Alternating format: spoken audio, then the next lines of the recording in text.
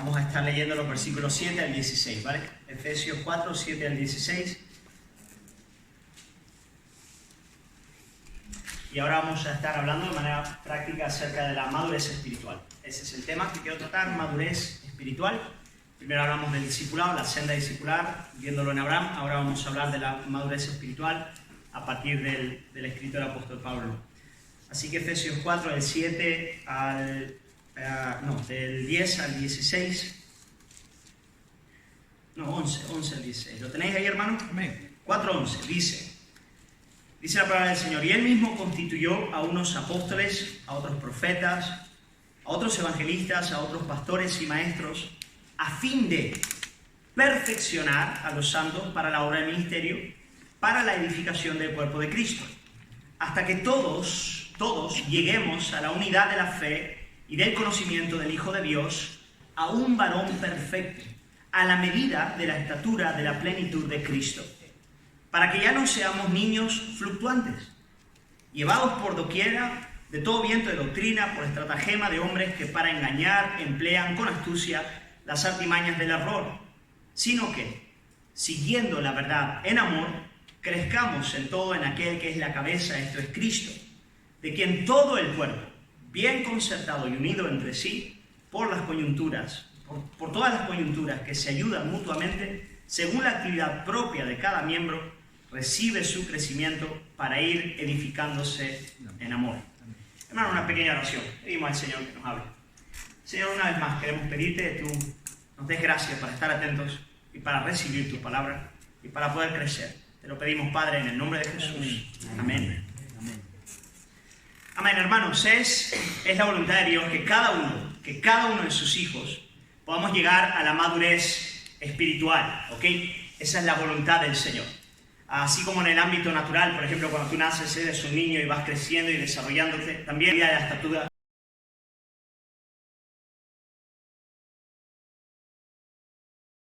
de la plenitud de Cristo, a un varón perfecto. Y hermanos, Dios no es un padre irresponsable.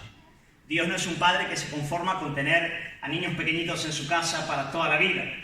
El Señor quiere que nosotros podamos crecer, amén. El Señor quiere, versículo 13, como acabamos de leer, mirad lo que dice Pablo, hasta que todos, y eso te incluye a ti, me incluye a mí, dice hasta que todos lleguemos a la unidad de la fe y del conocimiento del Hijo de Dios, a un varón perfecto, a la medida de la estatura de la plenitud de Cristo. El deseo del Señor es que crezcamos. El problema, hermanos, es que hay muchos creyentes que no ven la vida cristiana de este modo. Hay algunos que piensan que la conversión es algo así como llegar al final del camino. La verdad, me he convertido y por lo tanto ya he llegado al final del camino, ya tengo todo lo que necesito. Pero cuando la Biblia nos habla de la conversión, ella habla exactamente al contrario. La conversión es el comienzo de un camino. Es el principio de un camino. Me encanta hoy haber escuchado a la hermana decir, mira, yo estoy viniendo desde diciembre, soy una niña, estoy empezando ahora. Pues bendito sea el nombre del Señor, hay mucho por delante. Pero creo, hermanos, hay un peligro importante en la vida cristiana. Y es que puede llegar un momento en el peregrinar de la fe donde uno, a veces sin darse cuenta, puede tener la sensación de que ya lo ha alcanzado todo. De que ya lo sé todo. De que ya lo tengo todo. Quiere decir, lo que el pastor va a predicar el domingo por la mañana, pues, hombre, seguro que ya lo escuché. Lo que el pastor me va a aconsejar entre semana cuando hable con él, va a ser llover sobre mojado. Porque ya lo sé todo, ya lo conozco. Hermano, es un peligro real, ¿no es verdad? ¿Has sufrido esa tentación alguna vez? ¿Lo has sentido en tu propio corazón? Yo lo he sentido en el mío muchas veces. Ya está. Ya sé de qué va esto, ya lo conozco. Hermanos, cuando eso ocurre, dejamos de crecer. Cuando eso ocurre, nos estancamos en lo que podríamos llamar un tipo de adolescencia espiritual. Porque sabéis, ¿no? El adolescente es aquel que llega a una edad donde piensa que ya lo sabe todo, cuando en realidad tiene muchísimo más por delante. Y cuando de verdad seas maduro en la fe, será el día en que digas, no sé nada. Todavía hay tanto por delante, como decía el apóstol Pablo, ya siendo apóstol. Y dice una cosa hago, dejando lo que queda atrás, prosigo a lo que está por delante. Amén. Yo quiero decirte algo, hermano, hay más. Hay más, hay más. Sí, hay más en términos de conocimiento de Dios. Hay más en términos de conocimiento de la Escritura. Hay más en términos de la experiencia con el Espíritu Santo. Hay más en términos del carácter cristiano. Hay más en términos de fruto. Hay mucho más. Amén.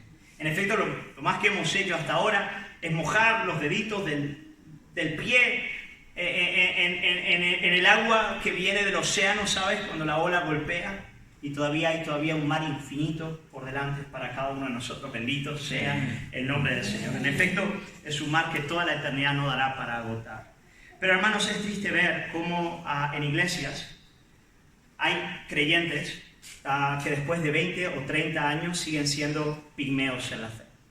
El pastor tiene que estar todavía, lo voy a decir en amor, y lo digo en toda la iglesia, no quiero decir esta iglesia, toda la iglesia, pero seguro que aquí también los puede haber. Después de 20 o 30 años siguen habiendo creyentes a los que les tienes que dar biberón, tienes que cambiarles los pañales, tienes que ir a moverles la cuna para que duerman. Hermanos, para un pastor, eso es tan desgastante. No sé si conocéis a Marcos o nada, que sea más trágico.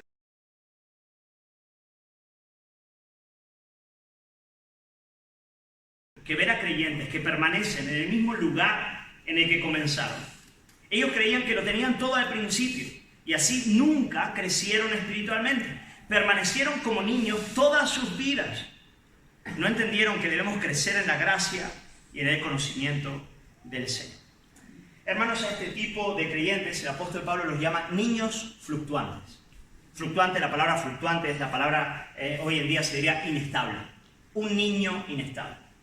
Un niño inestable. Un niño que sencillamente se ha quedado ahí estancado en la inestabilidad espiritual. Ahora, hermanos, hay niños en este lugar, ¿vale? Entonces lo que voy a decir ahora, que no ofenda a los niños. ¿Por qué? Porque el niño es normal que sea inestable.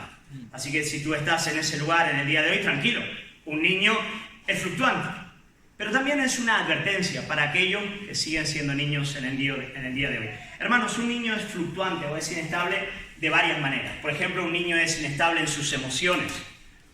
Yo me acuerdo a mi pequeñita Ana, que es la pequeña que tengo, era increíble ver lo rápido que ella podía pasar del llanto más desconsolado a la risa y viceversa.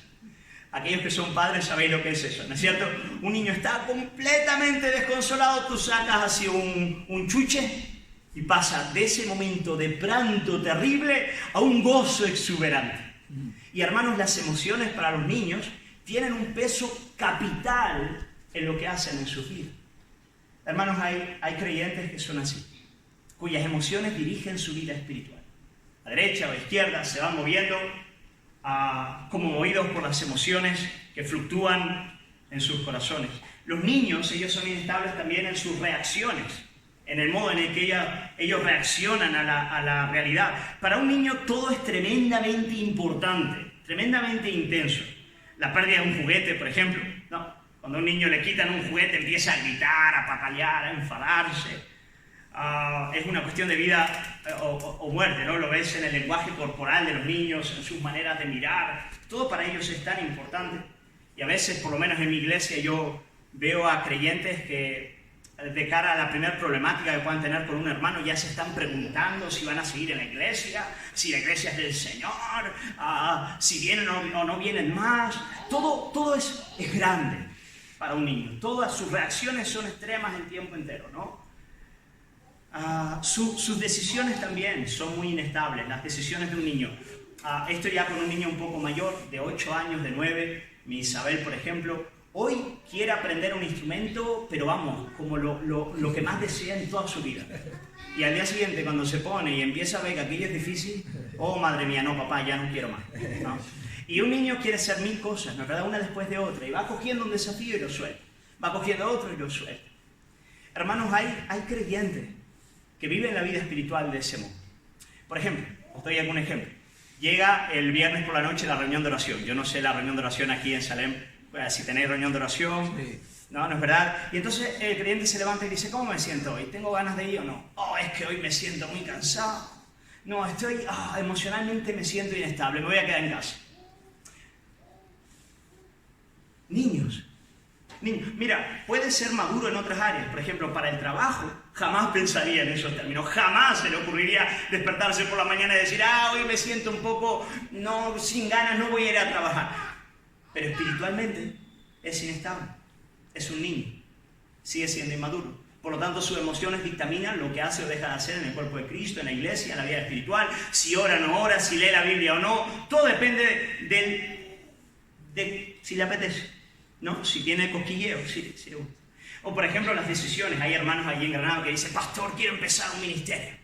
Yo le miro y digo, a ver hasta dónde vamos, ¿no? Yo quiero empezar a predicar, no sé a dónde, no sé cuál. Está bien, hermano, adelante. Pasa una semana, pastor, ya no lo siento. No, la verdad es que no sé qué pasó, pero no lo veo. Creo que el Señor no estaba en eso. Niños, ¿no es verdad? Niños inestables que se van moviendo de ese modo.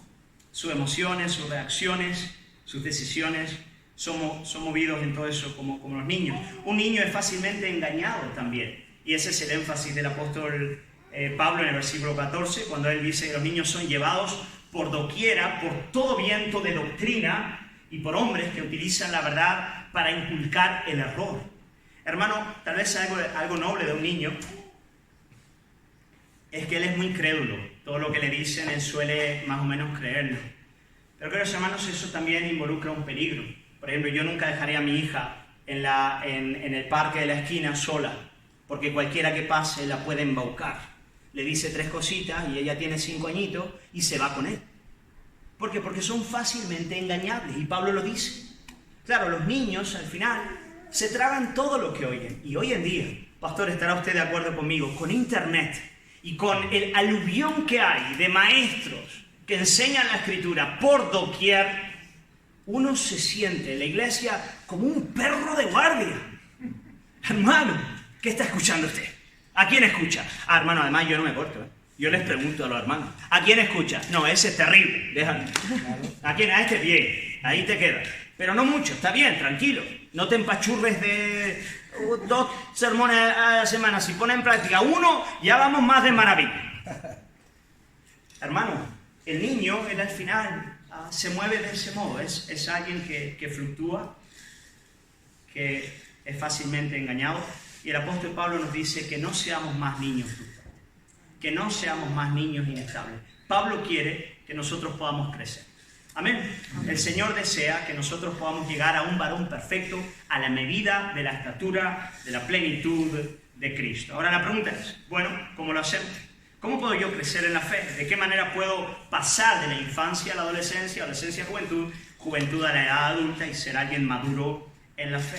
Pues nada, el apóstol Pablo nos va a dar varios modos en los cuales el Señor opera para nuestro crecimiento. Mira, versículos 11 y 12.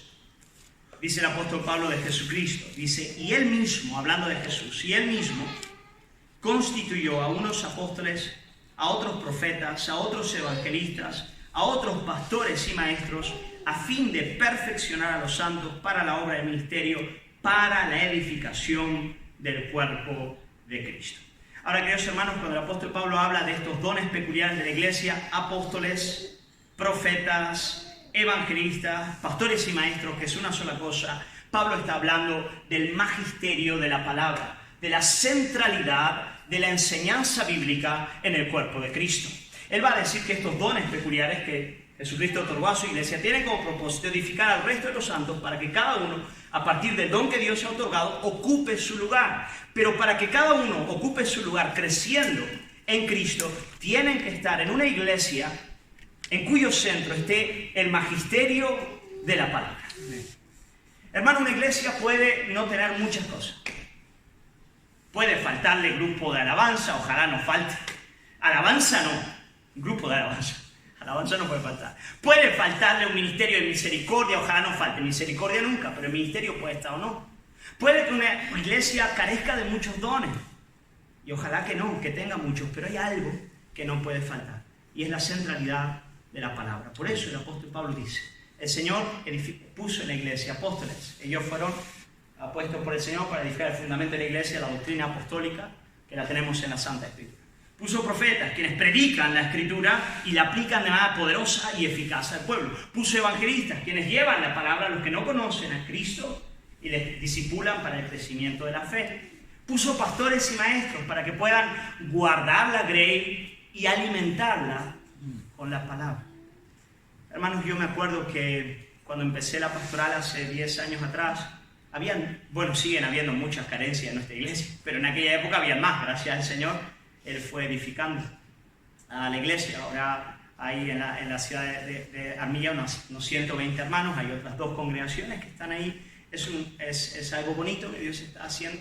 Pero yo me acuerdo que al principio yo decía, Señor, hay tantas cosas por cubrir, y el Espíritu me dice, déjalo, tú medita en la ley de día y de noche, y dala, y verás que yo hago el resto. Yo voy a levantar dones, voy a levantar ministerios, voy a edificar a la iglesia a partir de esa realidad, y verás que el resto es cosa mía. Hermano, hermana, yo alabo al Señor porque estás en esta iglesia. Amén. Amén. Alabo al Señor porque el pastor Paco es un hombre que esto lo tiene claro. Amén. Y que predica. Así que quédate aquí. Aprovecha lo que aquí se te está otorgando, porque esta es una iglesia donde se predica la palabra. Y hermanos, en esta iglesia tú vas a madurar en 3 áreas muy concretas de tu vida. Toma nota de ellas. La primera área en la que el Señor te va a hacer madurar es en el conocimiento bíblico teológico. Quiero decir, cuando tú viniste a la fe, has tenido experiencias profundas con el Señor que han sido maravillosas y muy genuinas. Pero a partir de esa realidad, para que la madurez espiritual pueda operar, tú tienes que darle verdad a tu mente. La verdad tiene que encauzar la experiencia para que no caigas en el error. La verdad, la santificación de la mente es tan importante como la santificación del corazón. Algunos le dan gran énfasis a la santificación del corazón, pero dejan la mente aparte. Hermano, la madurez espiritual deriva de que todos podamos llegar a la unidad de la fe, dice el apóstol Pablo. La unidad de la fe es la unidad de la doctrina de la fe. En otras palabras, para que podamos conocer la Escritura de manera profunda, clara y veraz. Por lo tanto, hermano, aprende la Biblia, madura bíblico-teológicamente. Sé un hombre, sé una mujer del Salmo 1 que medita en la ley de Jehová de día y de noche. Será como un árbol plantado junto a corrientes de agua que a su tiempo da su fruto, su hoja no cae y todo lo que hace prosperará. Y cuando el apóstol Pablo nos habla de los cambios de la vida cristiana, él dice, renovaos, transformados mediante la renovación de vuestro entendimiento. Por lo tanto, dale verdad a tu mente. Piensa de maneras íntimas y profundas en la verdad. Eso es fundamental. El apóstol Pedro dice, capítulo 2, versículos 1 al 3, desechando pues toda malicia, todo engaño, hipocresías, envidias y todas las calumnias, desead, como niños recién nacidos, la leche espiritual no adulterada, para que por ella crezcáis para salvación, si es que habéis gustado la benignidad del Señor. Hermano, la Biblia en el centro y una buena teología firme en el Señor. Y tú me preguntas, pastor, yo quiero crecer más en ese área, ¿qué puedo hacer? Bueno, hermano, te voy a dar algunos consejos en amor, recíbelos por favor de parte del Señor. En primer lugar, este asunto de estar en internet, comiendo de mil lugares diferentes, cogiendo un artículo por allá, un vídeo de 5 minutos por allá, una predicación por allí. Mira, aunque sea bueno, no es lo más saludable para crecer espiritualmente. Cógete un buen libro, un libro de teología, de aquellos que han sido aprobados por la historia. Cógete el conocimiento de Dios de J.I. Packer o la mortificación del pecado de John Owen y dices, pastor, eso es mucho para mí. Puede serlo, pero todo ese tiempo que vas perdiendo en vídeos de aquí de 5 minutos, en artículos de allá de 10 minutos, en vez de ir a eso, vas al libro y dice, al principio me cuesta, pero sigue en él, meditando, y vas a ver que te va a hacer mucho mejor al alma. Por otra parte, las predicaciones de tu púlpito, del pastor de tu iglesia, medita en ellas, toma nota, repásalas, habla con tu familia de ellas en la casa. Hermanos, que la palabra pueda correr como un río. El otro día, allí en la iglesia, lo digo para la gloria del Señor, pero se me acerca un joven que se llama Moisés y me dice, mira, empecé a leer un libro con otro joven de la iglesia. Precisamente La mortificación del pecado de John Owen, que es un libro que habla sobre santificación, batalla contra el pecado. Dice, y lo estamos leyendo juntos. Y vamos capítulo a capítulo, meditando juntos en el texto. Tienen 21 años de edad, ¿no? Qué guay.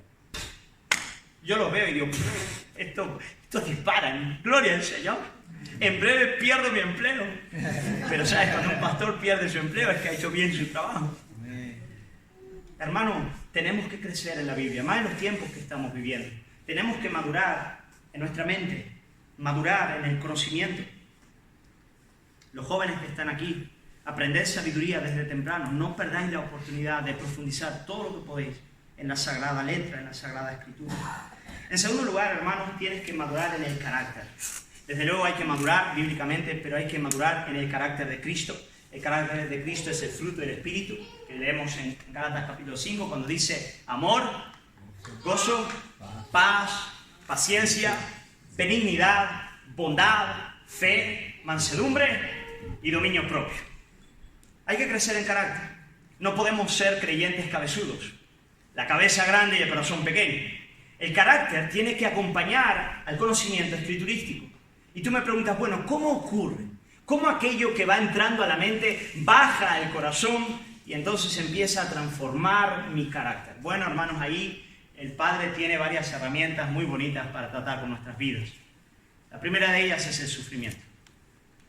Dios ordena medidas de sufrimientos en nuestra vida para que la verdad que ha sido aprehendida por la mente descienda al corazón. Y sin el sufrimiento eso no ocurre, no es una opción.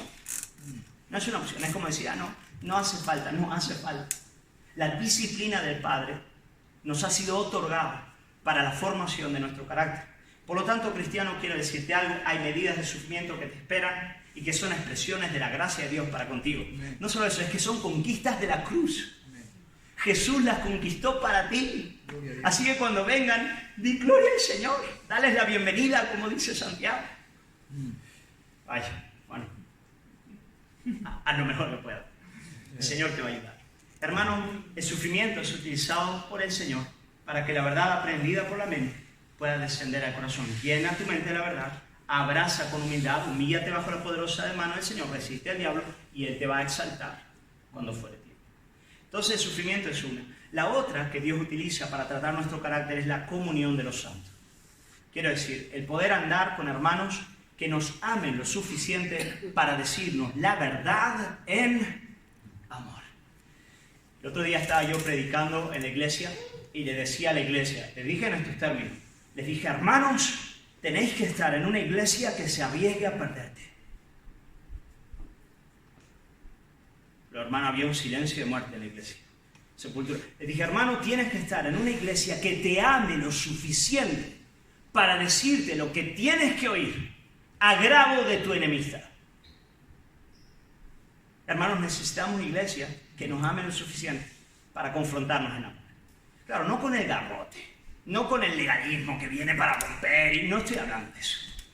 Pero sí estoy hablando de aquellos hermanos que tienen ese amor y esa madurez espiritual para poder venir a tu vida y decirte, esto está mal, esto está mal, esto es pecado, hermano.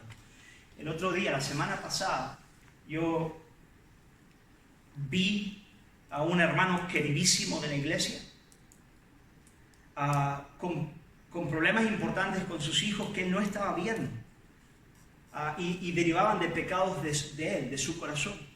Deja a tus hijos.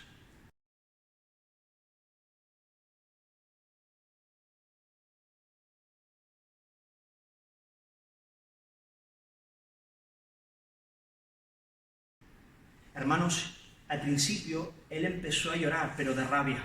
Estaba enfadado. ¿Con quién? Conmigo. Yo no bajé la guardia. Le dije, mira, yo podría no decirte eso. Podría pasar de todo esto. Podría verlo y decir, voy a orar y ya está. Pero yo quiero decirte algo. Yo te digo esto porque te amo. Y porque quiero que de aquí a 10 y 20 años no ocurra eso. Estaba muy enfadado. Pero le abracé, nos abrazamos, le dije, mira, ora y que el Señor te bendiga. Yo soy un hermano nomás, yo te lo he dicho. Ya está, llegó el domingo, eso fue un jueves. Llegó el domingo, después de la predicación, este hermano viene llorando a los prantos y me dice, pastor, por favor, no me deje. Si usted ve que yo estoy actuando de manera hipócrita, sin darme cuenta, y desarrollando a nivel ministerial mientras mi familia se está yendo al garete, no me deje. Yo le cogí y le dije, no te dejo, yo te amo, a mí me da igual que te enfades conmigo, 1000 veces te enfadarás, pero yo te voy a decir lo que veo, y te pido lo mismo. Hermanos, necesitamos eso, amén. Necesitamos iglesias así, iglesias donde la comunión sea una comunión profunda genuina y sincera, donde andemos en la luz. Andar en la luz no es andar de una manera inmaculada y sin pecado. El apóstol Juan dice que no tiene pecado, miente, se engaña a sí mismo. Pero andar en la luz es andar en sinceridad de corazón. Es andar siendo vulnerables ante la realidad del pecado. Es tener vidas maduras en la fe, que tienen acceso para poder confrontar, edificar y hacernos crecer. Amén. Amén. Hermano, crecer en términos del conocimiento bíblico, crecer en términos de madurez de carácter, eso es tan importante a partir del sufrimiento, a partir de la comunión. 15:16 dice: a fin